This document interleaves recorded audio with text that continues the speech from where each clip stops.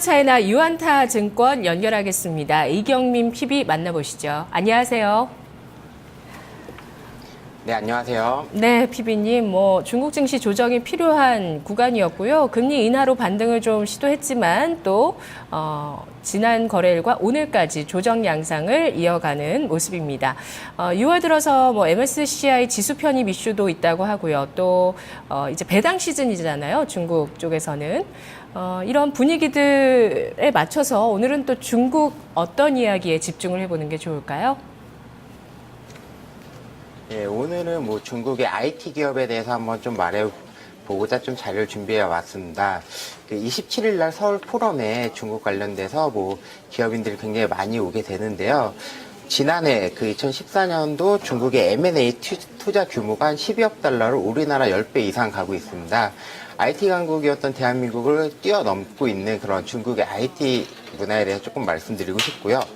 일단 알리페이 이용자가 한 3억 명이 3억 명 정도다라고 합니다. 일평균 80년대생인 바링어우나 아니면 90년대생인 주링어 쪽에서 이런 핀테크 관련돼서 굉장히 좀 많은 사용이 일어나고 있다라고 보여지고 있고요. 그리고 P2P라고 해서 피어투피어라고 하는 금융이 일평균 한 13만 명이 참여하고 있다라고 합니다. 기존 같은 경우 대출을 받기 위해서는 은행이나 제도권에 있어서 그 힘을 빌렸어야 되는데 P2P 같은 경우는 돈이 많은 자산가 그리고 돈이 필요한 사업가 이 둘을 연결해주는 그쪽 온라인 시스템인데요.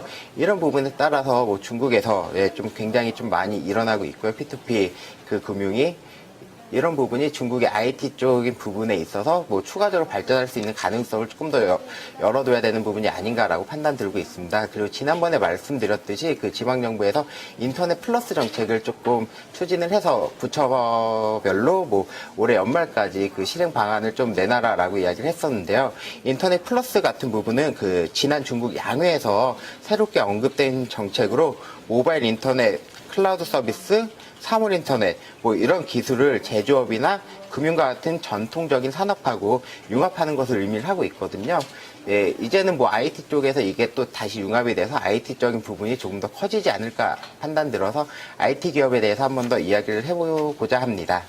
네, 중국 정말 무섭죠. 오늘도 이렇게 또 인상적인 수치들이 나옵니다. M&A 투자를 이렇게나 한다는 것도 사실 무섭고요. 이 자본력의 힘이 대단하거든요. 기업들이 M&A를 통해서 성장을 크게 하기도 합니다.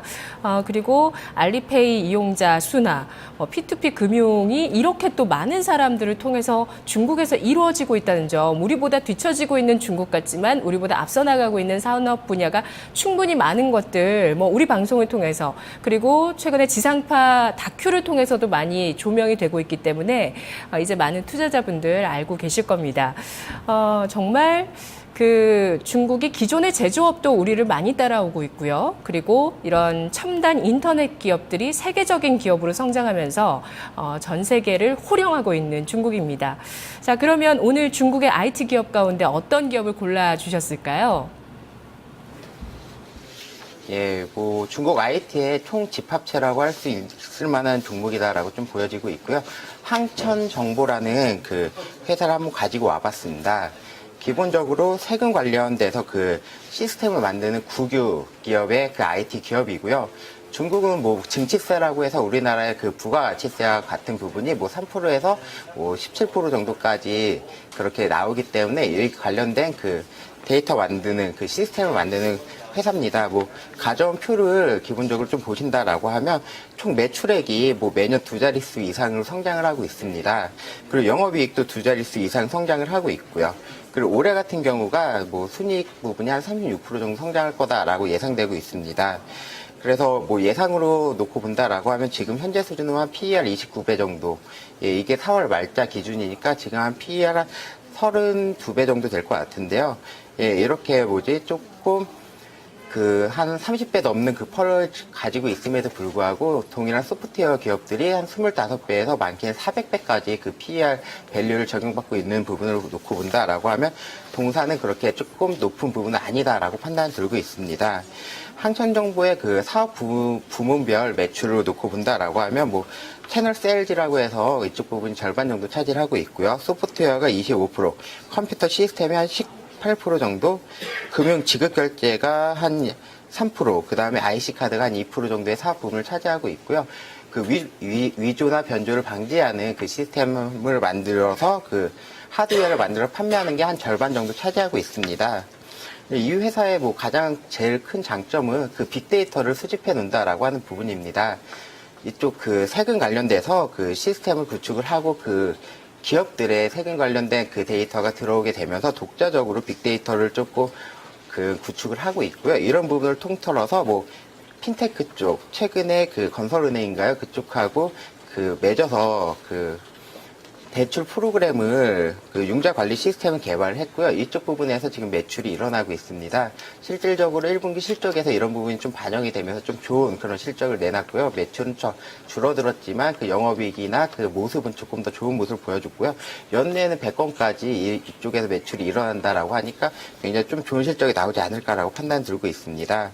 사물인터넷 쪽에서는 그 신분식별이나 아니면 물류관리, 조사 확인 시스템 같은 그런 부분에 있어서 사물인터넷 관련된 추진을 하고 있고요.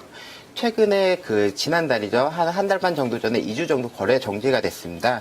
거래 정지된 그 사유는 그 사물인터넷 및 빅데이터 업체의 M&A 이슈가 좀 있었고요. 그쪽에서 뭐 합의나 이런 합의점을 도출하지 못해서 M&A가 실질적으로 이루어지지는 못했습니다. 다만 그 현금성 자산을 통해서 뭐 추가적으로 M&A 이슈나 이런 거는 여전히 존재한다라고 보여지고 있습니다. 아, 그렇군요. M&A 관련해서 2주 동안 거래가 정지됐는데 결과물은 없었지만 여기에 대해서 계속해서 추진을 할 수 있다. 어떤 기업이든 앞으로 M&A 할 수 있다는 점 잠재적인 이슈로 생각을 해주시네요.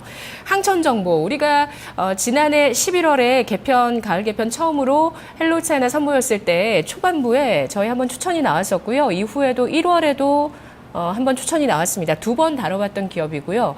이렇게 알아보면서 정말 중국에 직접 투자하기 위해서 어떤 종목의 관점에서도 보지만 사실 우리나라 주식을 투자하시는 분들이 어떤 중국에서 발생할 수 있는 리스크, 중국의 위협 이런 것들 생각하는 공부하는 차원에서도 이 시간의 자료들이 너무나 중요한 것 같아요. 뭐 반도체도 그랬고 생각보다 업황은 좋지만 중국에서 좀 추격하고 있는 부분들을 이 시간에 좀 많이 확인을 하게 되는데요. 시청자분들 이런 부분도 활용을 계속 해보셨으면 좋겠어요. 항천정보는 테마로 좀 묶어본다면 핀테크나 사물인터넷, 빅데이터 이렇게 묶어볼 수 있고 지난번에도 다뤄봤지만 정말 아주 빵빵한 캐시카우로 중국의 국세청에 도입하고 있는 위조 방지 세무 통제 시스템을 독점으로 공급하고 있는 기업입니다. 그러면 한번 국내 주식과 비교를 해볼게요. 이런 사업 모델을 갖고 있는 비교 가능한 주식 있을까요? 뭐 국내에서 단일 기업으로 비교할 만한 그런 종목은 없다라고 보여지고 있습니다. 우리나라 같은 경우 뭐 살펴본다라고 하면 소프트웨어 관련돼서 뭐 기업들이 독자적으로 살아날 수 없는 그런 구조이기 때문에 그런 부분이 좀 독자적으로 비교할 수 있는 회사는 없고요. 빅데이터 관련돼서는 뭐 삼성 SDS나 아니면 SK CNC 같은 부분이 비교될 수 있을 것 같습니다. 그리고 핀테크 같은 경우는 뭐 한국사이버결제나 KG 이니식스 같은 경우가 조금 유사한 사업 구조를 가질 수 있다라고 보고 있고요. 사물인터넷 관련돼서는 뭐 S넷이나 코콤 같은 그런 기업들이 될 수 있을 것 같습니다. IC칩 관련된 뭐 비중이 2% 정도밖에 되진 않지만 중국의 큰 하나의 테마가 될 수 있기 때문에 뭐 우리나라의 뭐 코나이나 ICK 같은 기업들이 비교될 수 있을 것 같습니다. 다만 뭐 동사를 조금 저도 많이 공부를 해보면서 느낀 거는 중국에 있어서 뭐 IT 사업에 전형적인 뭐 굉장히 좋을 만한 회사가 아닐까라고 판단 들고 있고요. 우리나라에서 비교할 수 없을 정도로 좀 괜찮은 매력적인 회사인 것 같습니다. 네, 공부하면 할수록 더 매력을 느끼셨다는 말씀이신데요. 지금 이 항천정보가 국유 IT 기업이잖아요. IT 기업 가운데 국유 기업이 또 여러 가지 있을 텐데 그중에서 대표적으로 가장 매력적이었다고 보셨나요?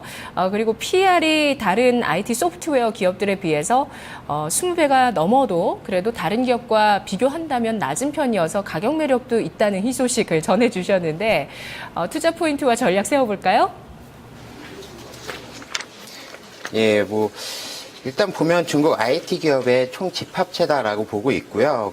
그리고 안정적인 캐시카우와 확보한 그 많은 현금을 딱 현금으로 뭐 M&A 이슈나 이런 부분 남아 있고 핀테크 쪽도 지금 하고 있죠. 뭐 금융 관련 그 융자 관리 시스템 개발을 했고 부동산이나 이쪽도 추후에 개발을 할 거고요. 그 다음에 사물 인터넷 관련돼서도 업황을 하고 있고 예, 굉장히 좀 좋은 회사가 아닐까라고 판단 들고 있습니다. 다만 지금 매수하기에는 뭐 이격이 좀 너무 많이 벌어지고 최근에 너무 많이 올랐습니다. 그래서 그 가격 조정이나 아니면 기간 조정은 좀 필요하지 않을까라고 판단 들고 있고요.